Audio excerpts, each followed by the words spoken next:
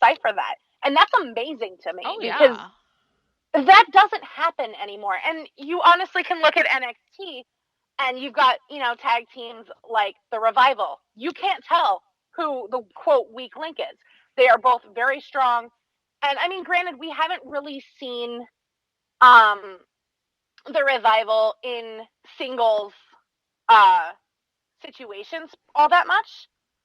But when, they're working together, you can't fucking tell, like, at all. Because they're so fluid. They are so good. Another team is American Alpha. We have seen Jason Jordan on his own. He can hold his own. And we have seen Chad Gable on his own. And I giggle because I love Chad Gable and I'm a complete fucking wreck when we talk about him. But, but like, you put two talented people together and this sort of like, it goes back to the breaking ground thing. Like, I think it was actually Chad who was like, you can't teach chemistry.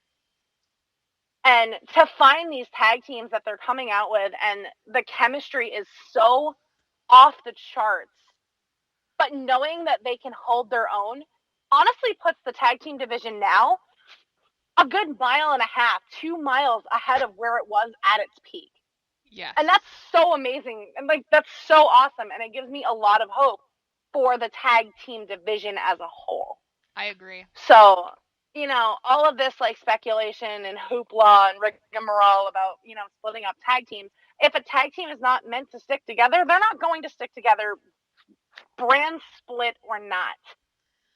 Like, Frankly, go ahead. Just really quick, I wanted to toss in the thing about Blake and Murphy. Oh yes, go for it.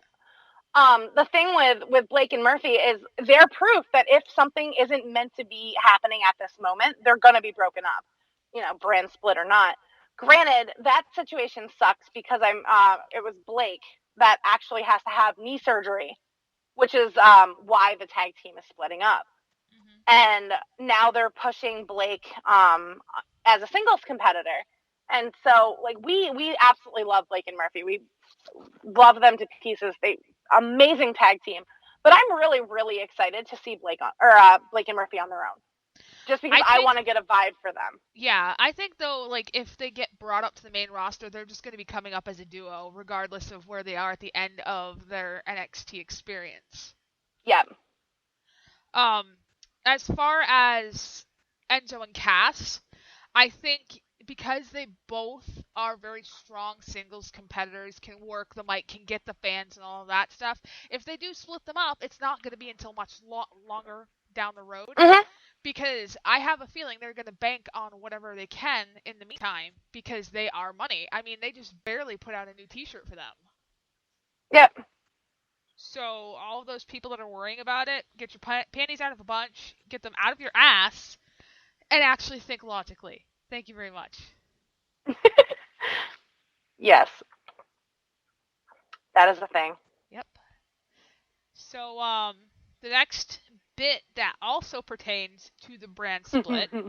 God, this is so fucking stupid. I remember seeing this the first day it came out, and I was like, you have to be fucking kidding me. Making its rounds on the internet recently was a sheet of paper that had Raw and SmackDown rosters, and the lists were so fucking unbelievable. If you were stupid enough to believe it, then may God have mercy on your soul. It was bad. I'm actually trying to find it right now. Like, if you literally looked at it, it was not only like lower half people and upper half people, and then like half of fucking NXT got emptied out, and it was so unbelievable. Yeah, the thing that was so of course we see something like this and instantly it's like instantaneous. You snap your fingers and we're already like trying to like figure out like, can we figure out if this is legit or not? And I took one look at that list and I was like, you've got to be fucking joking. Like, this cannot be a legit thing. And the reason for this isn't just the fact that it was just so absolutely ridiculous, but it was the fact that not only did they pretty much gut NXT, like, I'm talking, serrated knife and just gutted the entire roster. But, you know, there were just so many, like, holes in it that I was like, no. The biggest giveaway for us was Johnny Gargano and Tommaso Ciampa being included in this big thing. That was a huge red flag. That was a big red flag. And then you had other people like, Austin Aries and Mojo Rawley and, No Way Jose, who just debuted. Yeah. But then there was absolutely no mention of, the established people like, American Alpha. There was no mention of a few other really big NXT people. And they had like Liv Morgan on there and, like Peyton Royce, Billy Kay. Who are barely even used as is. Yeah, and that was just SmackDown. Oh, and they also had Corey Graves as a SmackDown announcer. I mean, that I can get behind. Same. It was Morrow, Corey Graves, and Jerry Lawler as the SmackDown announcers, which I actually could legitimately get behind that. If for nothing else, the amount of sheer burns that Graves would throw at the King, right? Like that would be so magical. But then, on the Raw side, they had names like, Alexa Bliss and Bobby Roode. Bobby Roode was a huge red flag because he is not even signed. Not officially that we know of. Unless he's been signed and we just didn't know it. That was a huge, huge red flag. And I'm like, not really sure about this. And we later discovered that this was some mock-up some jackhole did and was passing it off as a, quote, leak. And it's like, you're a moron. There are people who are actually going to believe this. And then there are assholes like us who are going to debunk your entire thing and call you a moron on the internet. But honestly, the only thing about that particular mock-up that made sense was there was a lot of big names on the SmackDown roster, which is exactly what they're going to need to do.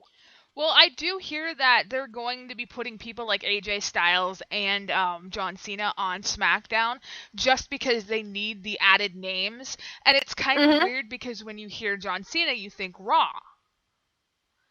You would think.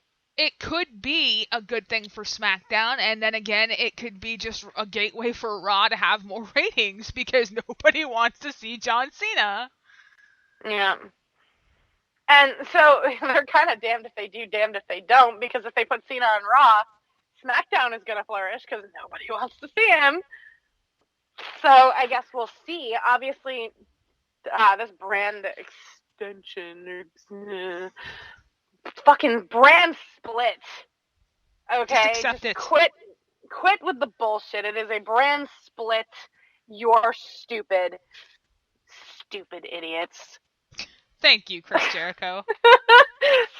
Stupid idiots, the whole lot of you. But they're going to need to do that sort of heavy hitting. You know what? You could just put John Cena like in a back alley, and you could benefit both shows a lot better. Yeah, tonight's apparently a shit on Cena night, and I have no idea why that is. I'm sorry. No, I'm not.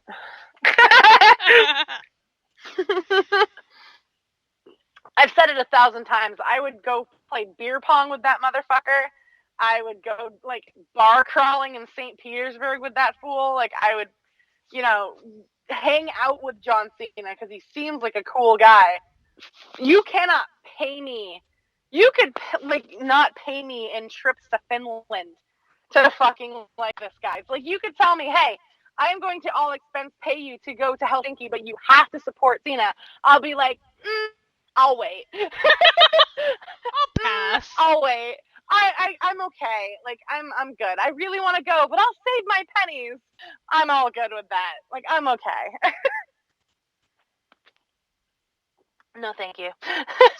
I'm, but yeah, so I have to say, we actually kind of briefly mentioned it on at the beginning of the show.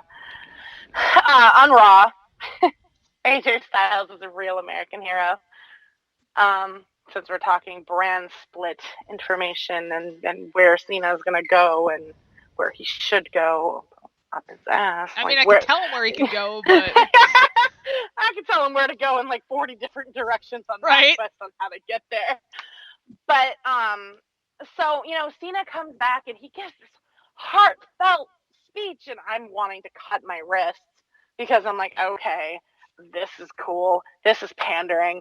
I'm okay. Let's move on. And then we do move on. And AJ Styles comes out and he, obviously is like, welcome back. I'm a nice guy. I'm from the South. Jesus is my savior. Let me shake your hand. This is legitimately all thought process. This isn't fake, I promise. None of it's fake. So he comes out to shake Cena's hand and like be good guy AJ Styles. Like, I'm a nice boy. I'm a Boy Scout. And, they kind of have that moment. And then the club, Gullet Blub comes out.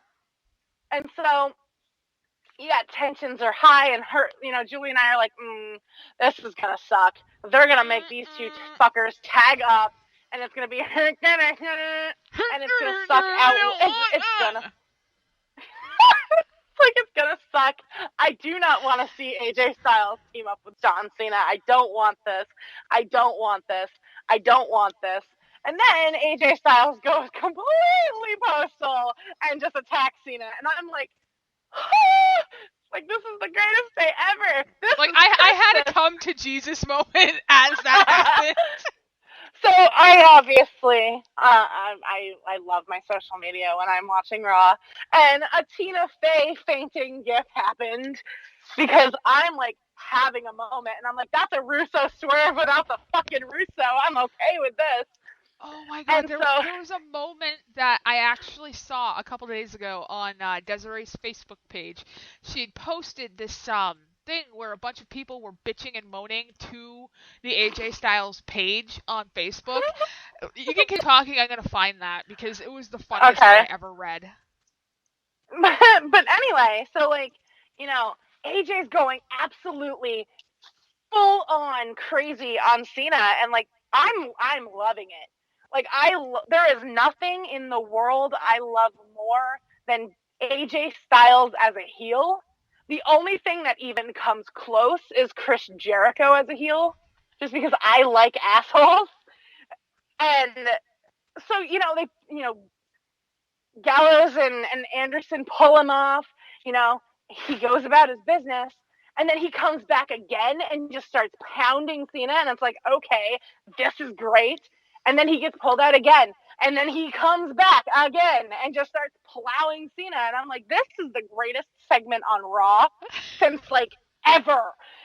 I am a complete wreck. I am just freaking out. I am, levels of freak out well beyond Seth Rollins' return. And I just love AJ. I absolutely am the card-carrying member of the AJ Styles and Asshole fan club. And I love him. And him as a heel, and him with the club. Everything about it is giving me life. So I'm really glad that Gullet Blub are still a thing. Oh my god, that makes me so happy. The only thing missing, I want to see Finn Balor. Just put them all together and make them the new fucking Four Horsemen. Just killing everyone. I actually had said to Will, I hope that they book it as Finn Balor coming up to help John Cena, but Balor turns on him, and then it's Balor worldwide. Yeah, man. I'm still looking for that thing. I should be approaching it soon here. It was so funny. I was laughing until I cried. But yeah, we were very, very happy with AJ, and then Raw wasn't even over, and they have this meme going around Facebook, the real